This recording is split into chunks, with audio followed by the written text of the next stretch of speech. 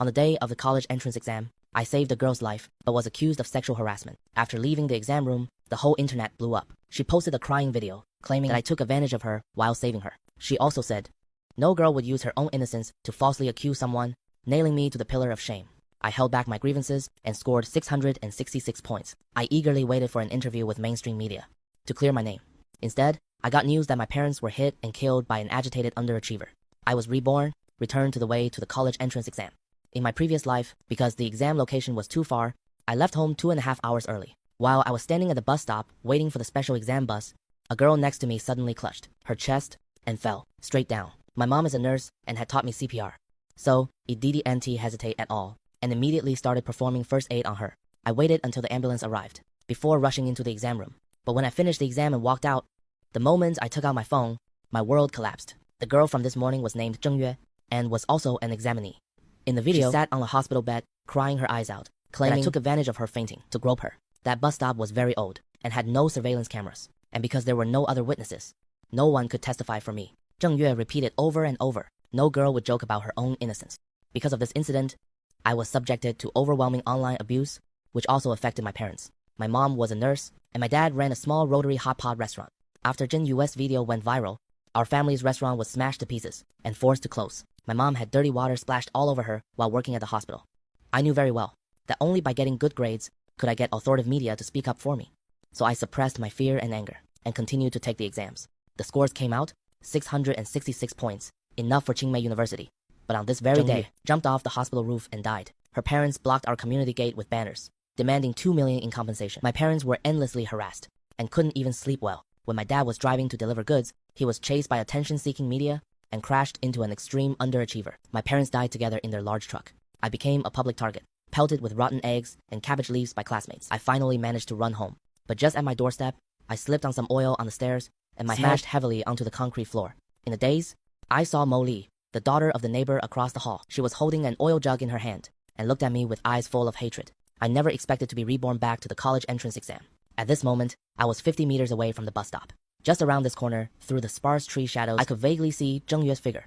But I didn't even glance in that direction. I stopped in my tracks, stood on tiptoe, and picked a rose sticking out from over the wall. I pinned it into my collar buttonhole, then took my earphones out of my backpack, opened an English app, and started reading words aloud. These seemingly meaningless actions would save my life in the future. There was a small pebble by the roadside. As I walked, I kicked it along the way. I accidentally kicked the pebble into a utility pole, and it bounced back, rolling into the drainage ditch below the road, less than half a meter from that intersection. Zheng Yue stumbled as if she were drunk, while I turned around right then, chasing the stone and jumping into the ditch. My eyes were scratched by the low wild bushes nearby, so I simply took off my glasses and put them in my bag.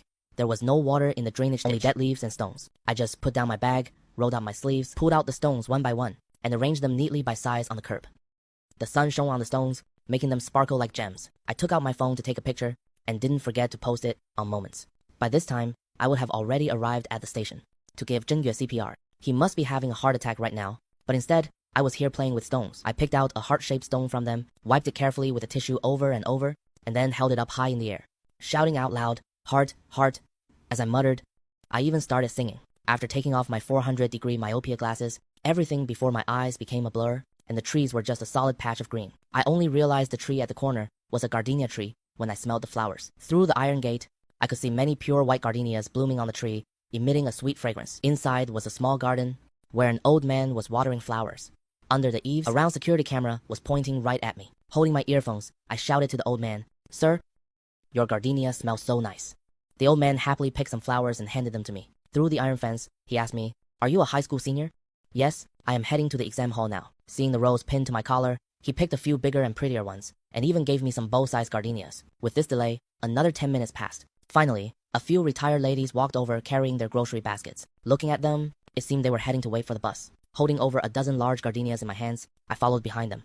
The leading lady smelled the floral scent, turned around, and asked, "Young man, where did you get these flowers?" I squinted, then remembered I wasn't wearing my glasses and quickly dug them out of my bag. Putting them on, I said, "Ma'am, you like them too? I'll give them to you." I distributed all the flowers to the ladies, and then continued walking towards the bus stop. It didn't see Zheng Yu's figure, but only saw the greenery on the side of the bus stop, slightly crushed down and blocked by the bus stop sign, so no one noticed it for a while. I slowed down my pace, walking at the very back. When I entered the bus stop, the special line bus happened to arrive. I hurried onto the bus. There was no one on board. I found a window seat and sat down. I put my earphones back on while the bus engine was still running. No one else got on. On the platform, the ladies were chattering away. The bus doors closed as it continued on its way. It wasn't until the bus left the station that one of the ladies noticed Zheng Yue's phone dropped on the ground. Then they saw him and screamed in terror. Zheng Yue was lying in the greenery, his face pale green, but I never once looked back. Actually, after my rebirth, I could have taken a different route, or taken a taxi, or even just flagged down any car on the road. The people of Jiangcheng are very warm-hearted. As long as I mentioned I was an exam candidate, someone would surely be willing to drive me to my destination. So why didn't I change my route? Since I've already been reborn, I had to be at the place he thought was within his reach, and watch him slowly fall into hell. Letting him fall into utter despair, staring at the intersection, waiting in vain for me to appear from that direction. He would just die right there.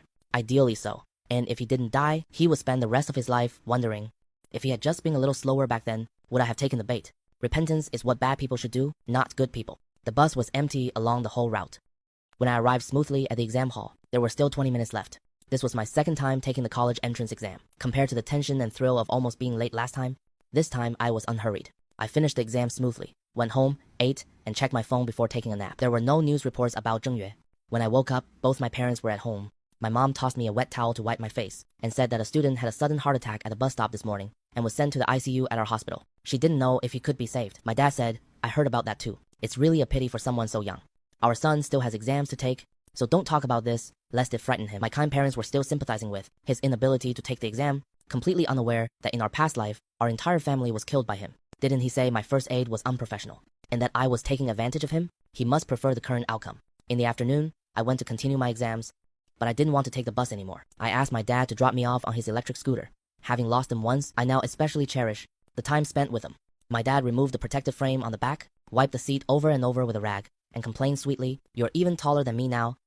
There's nowhere to put your legs." I was 1.92 meters tall at 18, while my dad was only 1.7 meters. I had already outgrown him in middle school. I squeezed onto the scooter, put on my helmet, and placed my hands on his shoulders. "Dad, after the college entrance exams, let's go back to our hometown to see Grandpa and Grandma, okay?" My dad gently twisted the throttle. "How can we do that? You're going to college soon, and I still have to save money to buy you a house." I pressed my forehead against his broad back, my eyes slightly moist. Money can be earned anytime. But there's only one summer vacation after the college entrance exams, and our family hasn't gone back to our hometown together in 3 years. I missed them. Because of the exams, I stayed in Jiangcheng for tutoring, even during the new year. One of my parents always had to stay behind to take care of me, so they went back separately. My dad started to hesitate. A gentleman doesn't stand under a dangerous wall, and a wise man remains unmoved. Of the 36 stratagems, retreating is the best. In order to move him, I couldn't help but pull out my ultimate move and shook him. It had been years since this 18-year-old boy acted spoiled, and my dad couldn't handle it at all. "Sit properly, kid." I obediently sat properly. My dad was grinning from ear to ear. "All right, I just restocked my goods today. It'll sell for one more day, and then take a break. Well, go home the day after tomorrow and check your scores there, so your grandparents can be happy too." Entering the exam venue, I turned back and saw my dad pushing his scooter, looking at me with eyes full of love. My eyes teared up again. I made a fist at him, giving him a cheering gesture. The exam went very smoothly. He had always had excellent grades, and was seen by teachers as a top candidate for Tsinghua and Peking University. If it weren't for what happened with Zheng Yue, I would have had a bright future. As soon as I came out, my dad came to pick me up again. "Hang Hang, are you hot? Are you tired? Are you hungry?" My dad opened the thermos to pour me water, asking me incessantly. I drank the water and stretched lazily. "Oh man, I just want to sleep now." In my past life, ever since the Zheng Yue incident, I hadn't had a single good night's sleep. After another day of exams, my eyelids are heavy now. My dad quickly said, yes, rest and recharge. You still have a long day of exams tomorrow." When I got home, my mom was still working the night shift. My dad went to cook, and I took a shower. I dried my hair and went back to my room. I opened my phone, and the internet was still peaceful. It seemed that without my first aid, Zheng Yue was seriously ill and couldn't cause any trouble. But I knew all too well how difficult his family could be. The trouble is yet to come. Actually, she and I were middle school classmates. But shortly after the first year of middle school started, I got into the advanced class. I had no impression of her at all. It was only because she revealed it herself in her video, saying that I coveted her back then. But look at her. She was like a rat in the gutter. Her hair always looked greasy, as if she hadn't washed it for 2 months. She always had a weird smell about her, while I was somewhat handsome. Putting our photos together and claiming that I had bad intentions toward her is simply unconvincing. If she hadn't died, I would have definitely had the chance to turn things around. Unfortunately, I did. I remember in my past life, when I was being cyberbullied, I received an anonymous photo. In a shabby room that looked like a storage closet, the walls were covered with my photos. There were also various small items I had lost, such as the towel I lost while playing basketball, my water bottle, used pens, and even my worn-out underwear and broken sneakers. The text attached to that picture said Zheng Yu's house.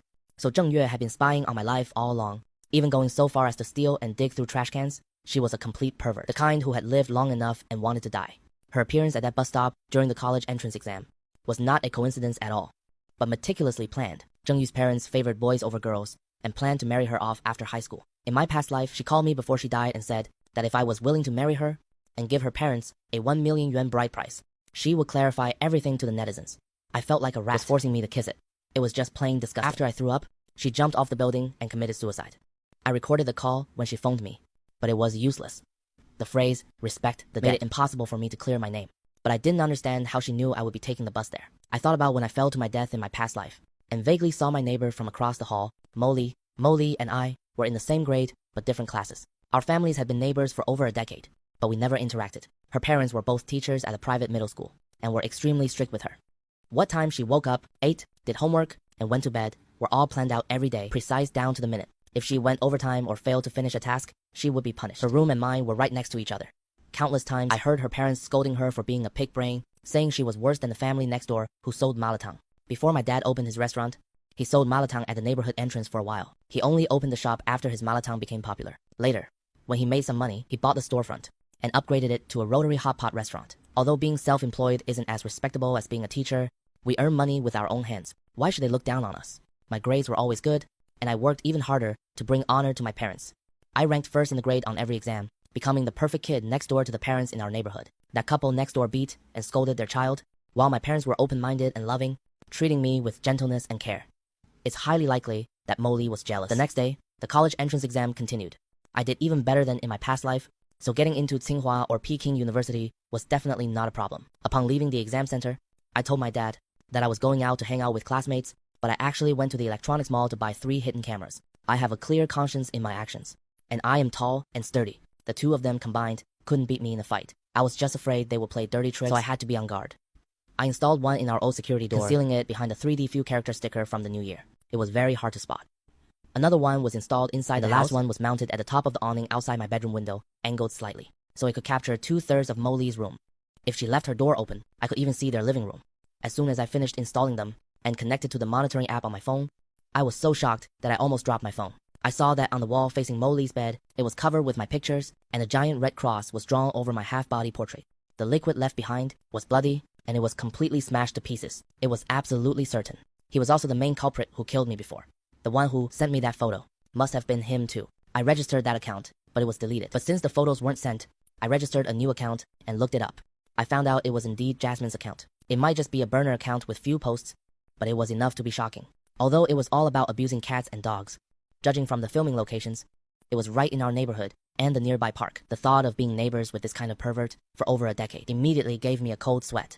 But I took screenshots and screen recordings of everything I saw and used my burner account to save and forward them. I found a familiar profile picture in his following list. When I logged into my main account, I saw this exact person among my followers. The other party hadn't posted a single update, but I had an impression of him. In the past, whenever I posted an update, he would definitely view it dozens of times. I suspected it was Zheng Yue.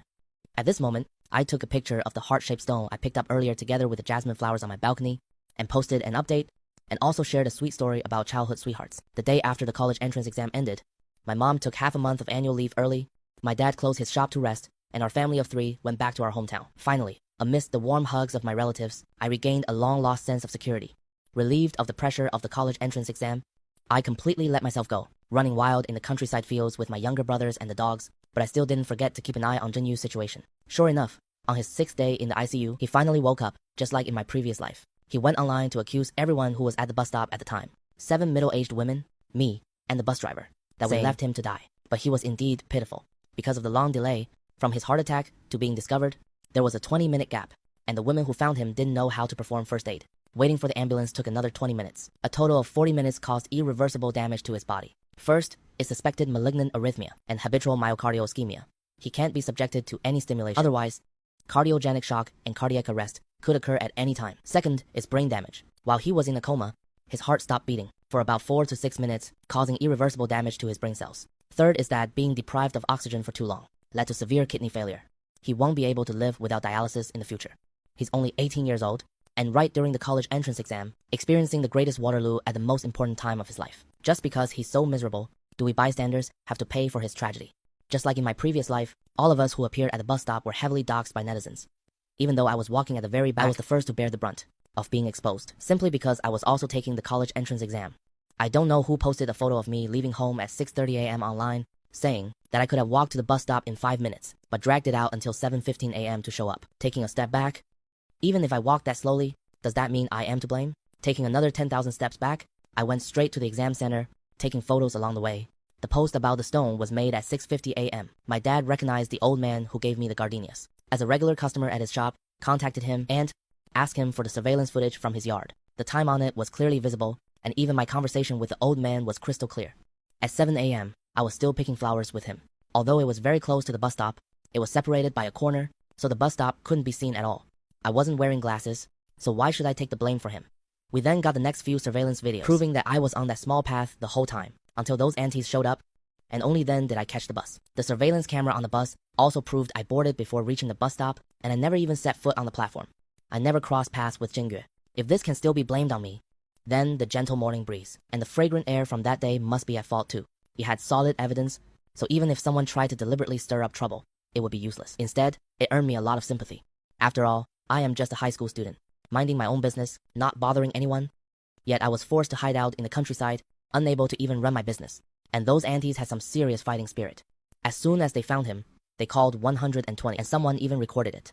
That was enough to prove that from the moment he was found until the ambulance took him away, nobody laid a single finger on Zheng Yue, eliminating any possibility of extortion right from the start. Seeing the Zheng family twisting the truth, they fought back by hiring a lawyer to sue them for extortion and defamation. Sure enough, you just don't mess with aunties, especially the one with the afro. She's a big shot in Jiangcheng. Crossing them was a huge mistake, right? Unlike me, who was overly naive. In this life, I'd rather be a selfish jerk than ever help someone who fell on the side of the road. Because I can't afford to help, and I can't afford the risk. No matter how much the situation blew up online, our family of 3 stopped responding.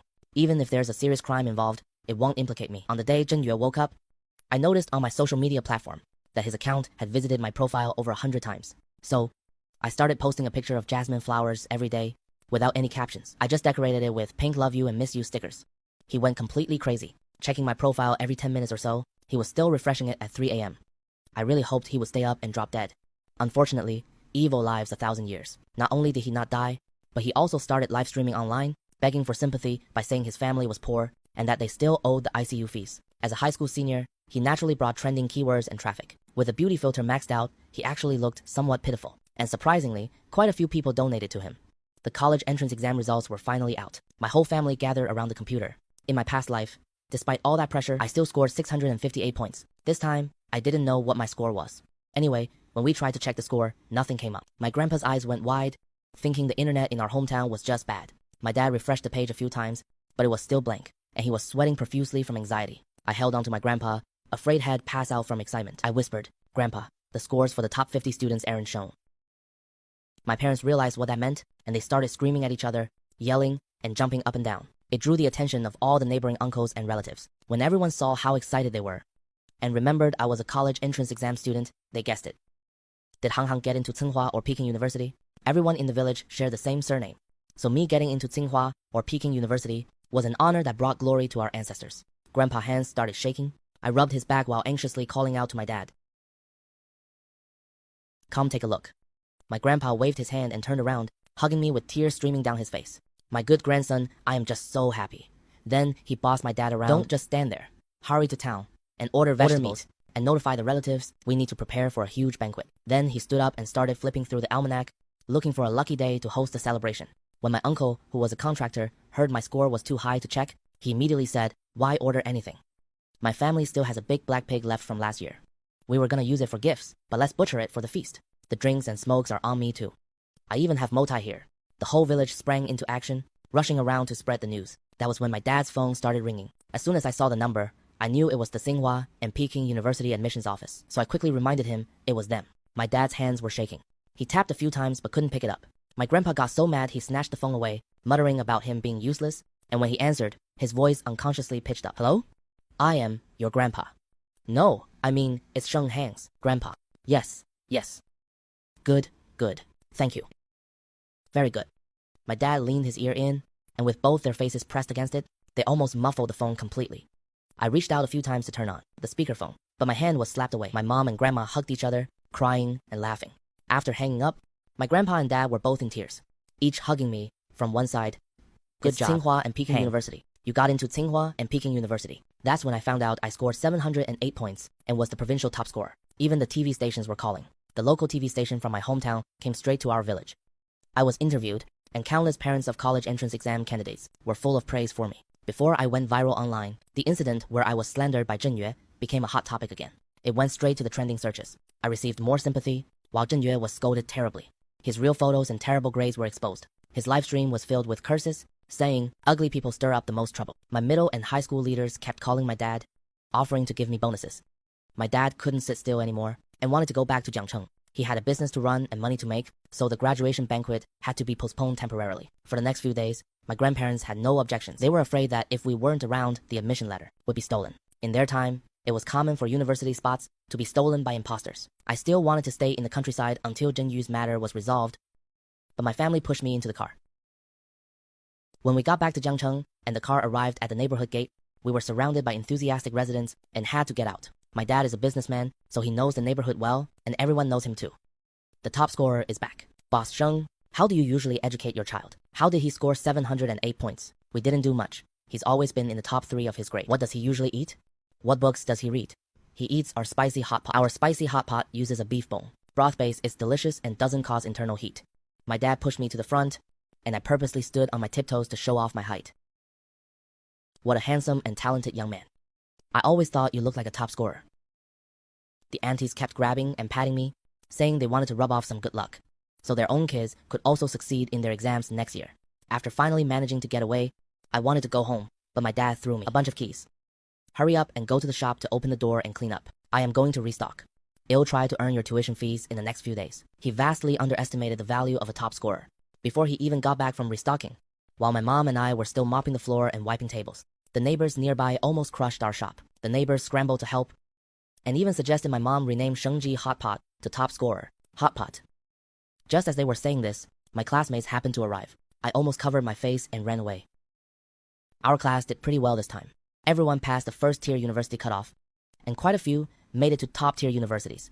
A decade of hard study paying off with exam success truly embodies the saying, "Riding swift on the spring breeze, I see all the flowers of Chang'an in a single day." Everyone was praising me and being nice to me. But before this, they were throwing rotten cabbage at me. As for the ones throwing rotten eggs, it was also thanks to the neighbors helping out. Our family business was booming. We were busy until the early hours of the morning and didn't close up until all the ingredients were sold out. The business of the whole street got a boost. The flower shop on the corner even sent us a big bouquet of flowers. Sunflowers, roses, and carnations. The 3 of us walked home together. Mom and Dad walked affectionately hand in hand in front, while I walked behind holding the flowers, using a wild red rose. As the foreground, I took a selfie. Just as the 3 of us reached our door, the door opposite us suddenly opened, revealing the somewhat fawning smiles of Molly's parents. "Old Sheng, coming back so late?" "Yeah, business was good today." We exchanged a few meaningless pleasantries before finally going inside. I took a quick shower and couldn't wait to go back to my room. Suddenly, I saw that Zheng Yue was visiting my profile. Since this account uses real names, many classmates knew about it. A lot of people liked my post and asked if I was dating someone. I didn't deny any of it. I turned on the windowsill camera and was so frightened by the footage that I screamed. Hearing my scream, my mom rushed in. "Son, what's wrong?" On the screen, Molly had her ear pressed against the wall, eavesdropping. It shoved my phone under my pillow and pulled out the charging block from under me. The charger hit my leg. "You're a grown boy, be more careful. Let me see if you hurt yourself." "No, it's fine. I am fine. It just stung for a second." "Look at you, getting shy with your own mother." As soon as my mom left, I put my earphones back on and looked back at the monitor. Molly was still pressed against the wall, staring intently at my window. Because of the angle, I couldn't see her face, only her disheveled black hair, making her look like Sadako. But once she realized she couldn't hear any sounds from my room, she went crazy, grabbed a handful of darts, lunged to the foot of her bed, and started frantically stabbing at a bust of me.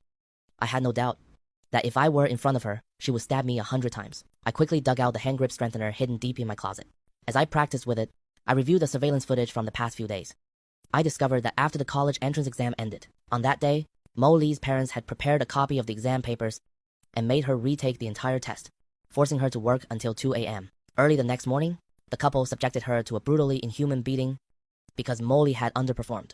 She usually scored around 600, but her estimated exam score dropped by 50 points. She didn't even dare to fake her answers because she would be beaten even worse if they didn't match her actual exam. However, after the results came out, she only scored 490 points.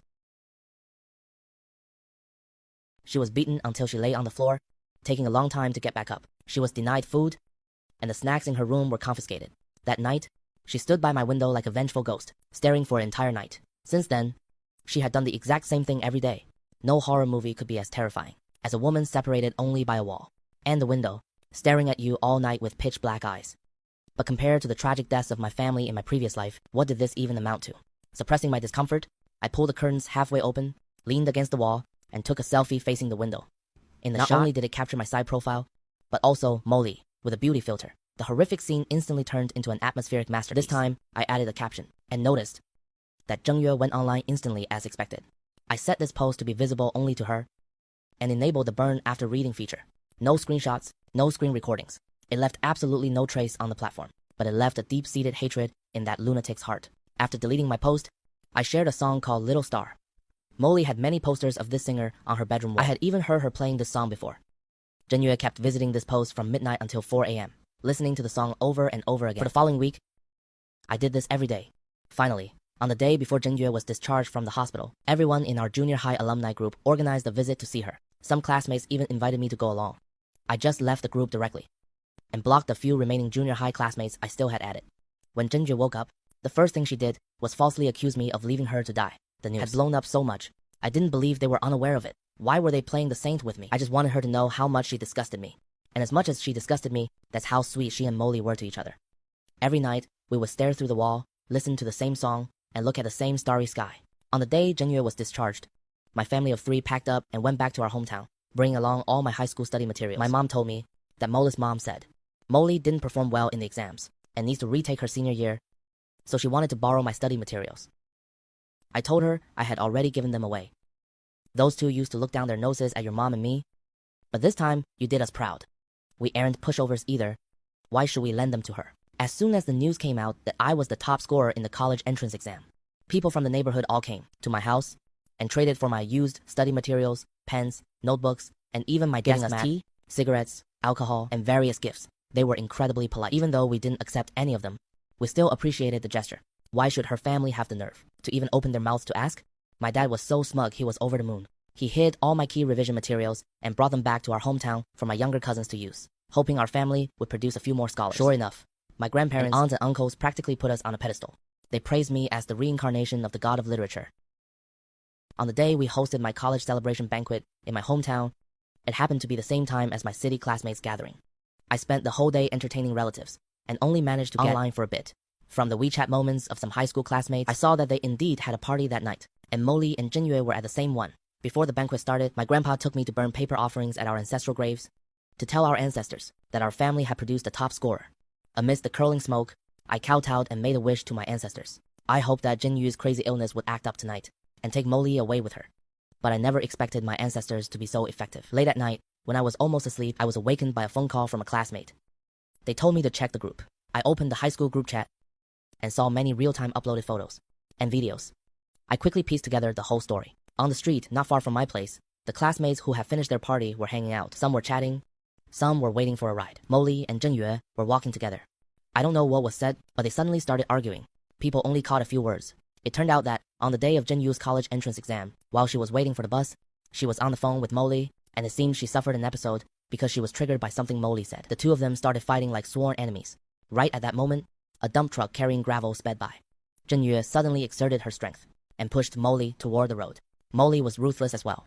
She held on tightly, and both of them were dragged under the wheels at the same time. Zhenyue died on the spot, while Molly's legs were crushed off, and her body suffered severe abrasions. This scene was just like what happened to my parents in my previous life, so incredibly similar. The classmates at the scene were terrified. Some were crying, some were throwing up. It was a passerby who called the police. After the cops arrived, they were finally taken away by their respective parents. I burst into loud laughter under my covers, laughing until tears came to my eyes. Molly was resuscitated for 2 days before she finally woke up. I heard she had to be amputated from the hips down, and most of the skin on her body had been scraped off. I only knew, as for the dump truck being found, it was just a piece of junk about to be scrapped, and the driver was driving normally, so they couldn't get much compensation anyway. After hosting the college acceptance banquet, we stayed for 2 more days before returning to Jiangcheng. As soon as we arrived at the neighborhood entrance, we saw a group of people pulling a flatbed cart marching aggressively toward the neighborhood. I recognized the person in front as Zheng Yu's father, and quickly urged my dad to go to our shop. We parked the car, put our things in the shop, and went back to the neighborhood to see what was going on. That's when we found out that the cart was actually carrying Zheng Yue's body. On such a hot day, with only a few ice blocks, it was already starting to smell. Everyone avoided it like the plague, only watching and discussing from a distance, saying that the Zheng family was being unreasonable. Obviously, Zheng Yue was the one who pushed Mo Li, but was the Zheng family ever reasonable? With the saying the dead are above all, they seized the moral high ground. Just like in my previous life, I had saved the Zheng Yue, yet didn't they do exactly the same thing? Mo Li's parents stayed indoors with their doors locked and secretly moved away that same night. The Zheng family didn't stop making a scene. After causing trouble in the neighborhood, they went to their schools to hang banners and wail. They refused to bury Zheng Yue, spending all their time online every day, saying that despite being educators, they couldn't even control Mo Li. He didn't stay idle, getting Mo's parents fired, revealing how they ignored student bullying, aside from parents, and used high-pressure teaching methods, causing student depression, completely ruining their reputations. I took advantage of the chaos to guide netizens to dig up Mo Li's alt account where she abused cats and dogs, which instantly sparked public outrage. Her social media was flooded with curses, and extreme animal lovers sent funeral wreaths to her hospital ward, holding an online fake funeral for her, cursing them out, calling their whole family demons, saying they deserved to die. The tragedies that happened to my family in my previous life were now repeating entirely on them. But this wasn't enough. It wasn't over yet. I stayed vigilant every day, not daring to be even slightly careless.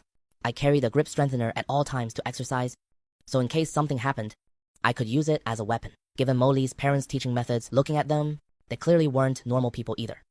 Now their daughter was crippled, their jobs were lost, their reputations and their money gone, driven to a dead end, with one being a biology teacher, and the other a chemistry teacher, who knew what they might do. What if they turn into the next Walter White? I faced every day as if preparing for a major enemy, guarding strictly against them, sticking to my parents all day like a child, never letting them be alone. At first, my parents thought I was just fooling around, but after hearing my analysis, they also became cautious. Until a week later, when the authorities reported a major mass poisoning case. Out of humanitarian concern, the dump truck company compensated Zheng Yue's family 500,000 yuan. Zheng Yu's body truly couldn't be kept any longer. Only then did the Zheng family return to their hometown for the funeral.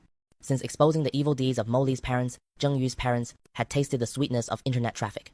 Not only did they invite the whole village to the funeral banquet, they also invited many clout-chasing influencers. Among them was the slacker who killed my parents with his car, along with his parents. He was a student of Mo Li's parents, and one of the main forces in cyberbullying the Mo family this time. He even claimed he would continue to denounce the Mo family of three, until they confessed their sins. Hundreds of people live-streaming simultaneously to shamelessly farm traffic was both absurd and comical, making the scene extremely lively. It didn't look like a funeral at all, but more like a press conference. As a result, they were all poisoned as soon as the food was served. It was a live broadcast, and I heard there were over 1 million viewers online, watching helplessly through the screen as the tragedy unfolded. The culprits were exactly Mo Li's parents. It turned out that, just the day before, Mo Li couldn't accept the fact that she had become crippled, and slit her wrists while her parents were asleep. After poisoning and killing everyone, they didn't flee. Instead, they set a fire at the scene, perishing together with everyone. Seeing this outcome, I finally felt relieved, carrying my parents' earnest reminders and my family's hopes and blessings, heading toward a bright future.